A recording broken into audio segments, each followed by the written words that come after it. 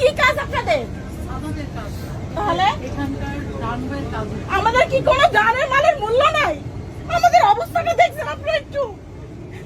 এটা কি আমাদের শাস্তি দিচ্ছেন আপনারা? আমরা কি আমাদের কি বিমানে টাকা কি কম নিছেন না আমাদের কাছে পেমেন্ট পাবেন? আপনি সাধারণ পাবেন, আমাদের কোনো দাম নাই না। এটা কি হচ্ছে? আচ্ছা ম্যাডাম আমরা এই যে আপনাদের সিনিয়র স্টাফ দেখেন, এখানে সিনিয়র স্টাফ কোথায়? দেখেন কালকে থেকে আজকে পর্যন্ত তাহলে আমাদের কেন কোনো উনি খোঁজই আলাদা নাই যাচ্ছে? কোনো কালকে থেকে এই পর্যন্ত কোনো খোঁজ খবর কোনো কিছু নিচ্ছে না বাংলাদেশ বিমানে। 8:30টায় ফ্লাইটের কথা, সেখানে 9:40 এখানে বিমান ছাড়ার পরে এখানে এসে নাগপুরে ল্যান্ড করছে।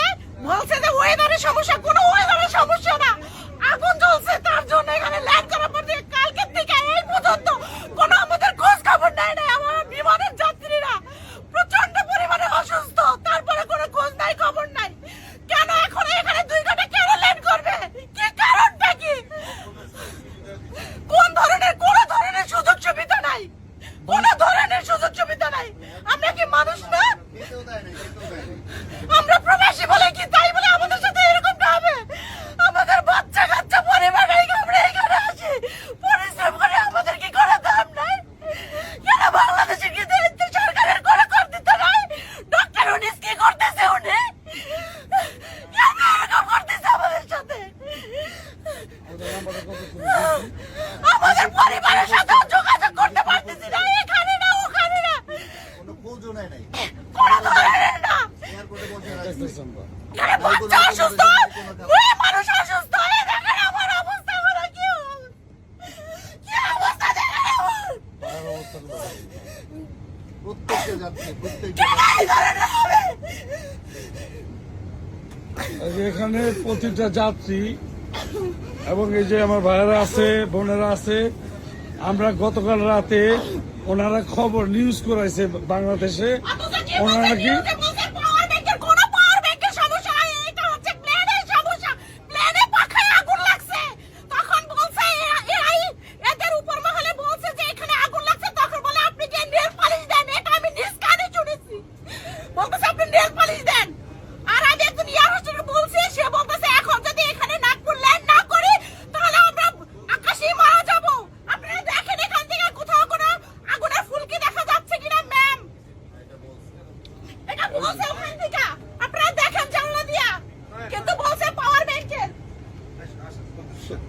এখানে আমরা গতকালকে ফ্লু করছি বাংলাদেশ থেকে দুবাইয়ের উদ্দেশ্যে BG347।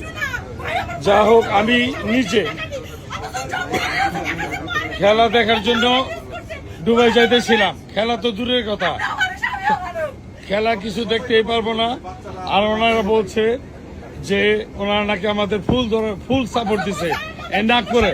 না, এটা বলছে, কিন্তু এই যে এটা বলছে ওনারা আমাদের ফুল সাপোর্ট করছে নাকি ওনারা।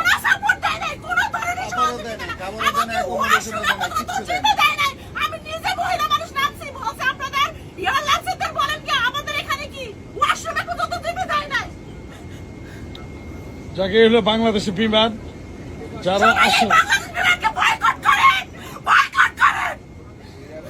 বাংলাদেশ বিমান আসলে আমাদের একটা প্রতিষ্ঠান এবং এটা আমাদের জন্য, আমাদের বাংলাদেশের জন্য একটা লস্ট প্রজেক্ট। এখানে যারাই আসে তারা দুর্নীতি করে টাকা কামায়, টিকিট পাওয়া যায় না, টিকিটের দাম অনেক, তারপরে সার্ভিস তো নাই। এদের বিরুদ্ধে আমরা বিচার চাই। এবং এই উপদেশটা যে থাকো তুমি, তোমার উদ্দেশ্য করে একটা কথা বলতে চাই যে তুমি এটা তাড়াতাড়ি তদন্ত করে দেখবা।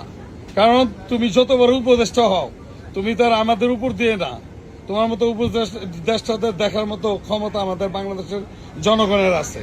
আমরা যে কোনো সময় তোমাদের মতো যে কোনো উপদেষ্টাকে দেখতে পারি। তো যা হোক, আমরা এখনো এই রানওয়েতে বসে আছি নাগপুরের।